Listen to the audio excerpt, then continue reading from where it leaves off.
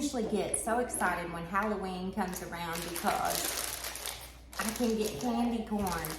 And what I like to do with the candy corn is mix it with some peanuts.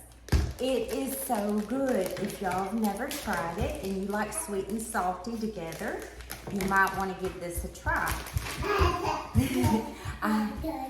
I have my girl running around here. And I'm here with two Beyblades. And Carson's here too. And what I'm gonna do is mix these together in this container. This is a coffee creamer container. I like to repurpose these. These are really great. Da da da. Da, da, da.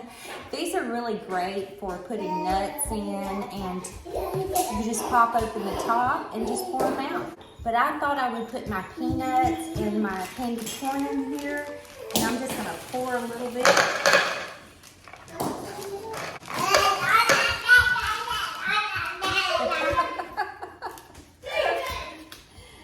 Oh, she's wound up. Let's see if this funnel will work. I hope so.